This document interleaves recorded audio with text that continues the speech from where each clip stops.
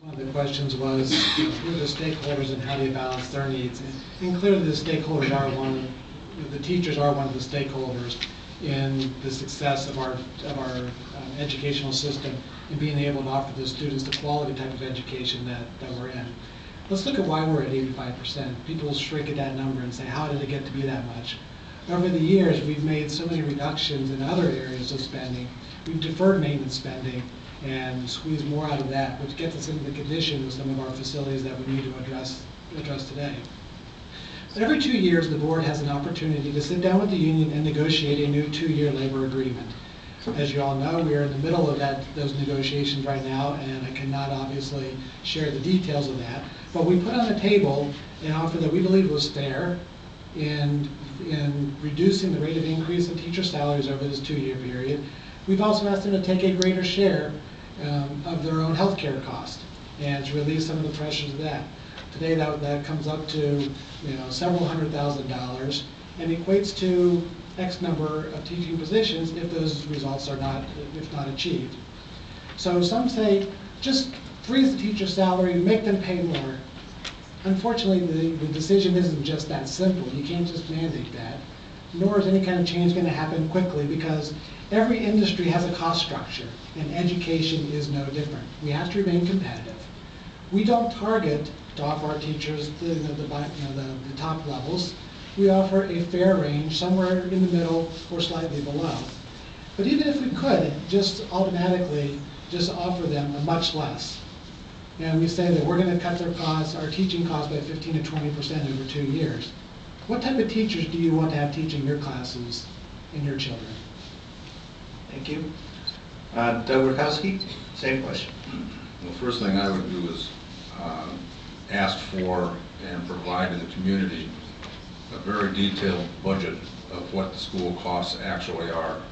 One of the complaints has been transparency of the budget, communication to the community. The community has got to see what the details of that budget are. If you've taken a look at the budget that was handed out at one of those previous meetings, it's very, very difficult to read and you don't know where the costs are coming from.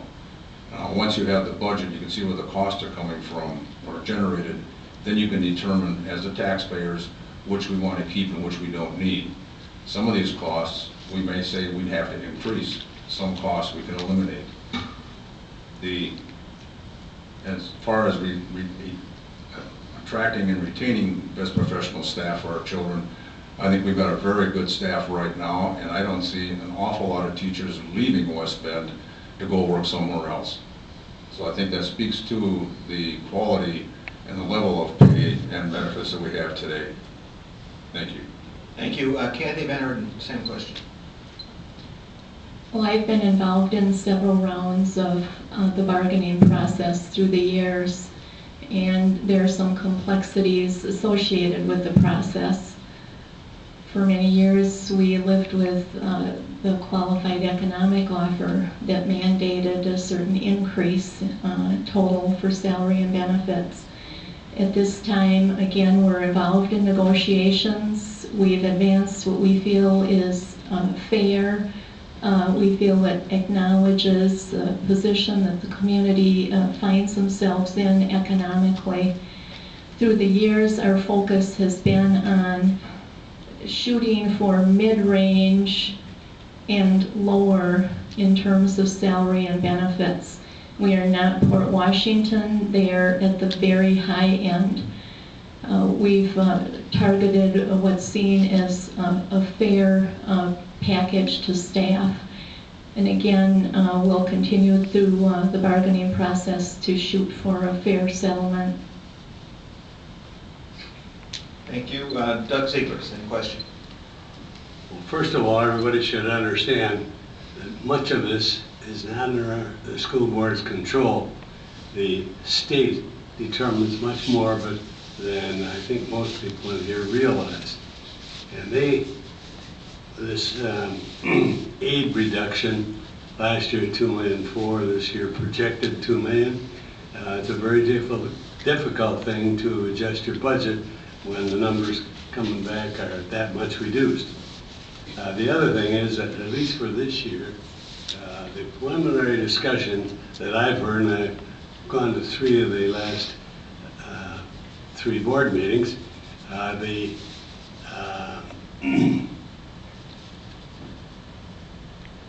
preliminary number for next year, in order to deal with the $2 million projected reduction, is reduction in 24 members of the staff. If you think about it, if 85% of the budget is made up of teacher salaries and administrative costs associated with personnel, you really can't make much progress by chipping away at some of the things that were on last year's priority list. And I think that this is the only way we're going to accomplish what we need to from the standpoint of balancing our budget. And I think it's very important that we don't continue with unbalanced budgets. We just can't afford it. Thank you. Dave Weigand. Again, I don't believe there's any evidence that we have lost teachers to La Crosse or to Milwaukee because of the offers that we have put on the table. This was put into the journal. There was an article in the journal, I think it was a couple days ago, what the district had offered and what the teachers were asking.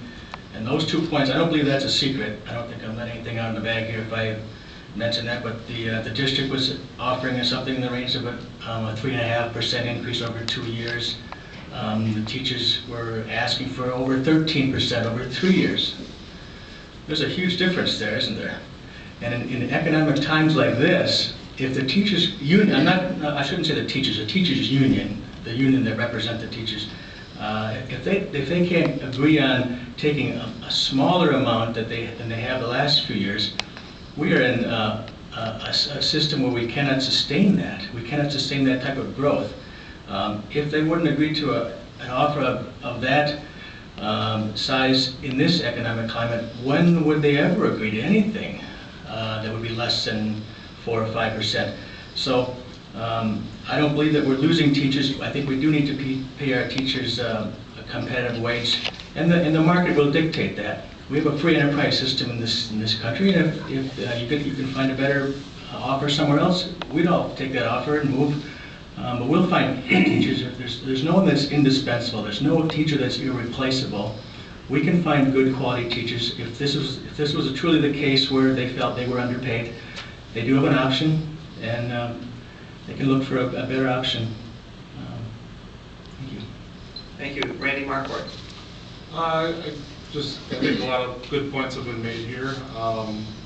The fact that we're limited by state law in collective bargaining on how much, or how much variation there can be between our district and surrounding ones.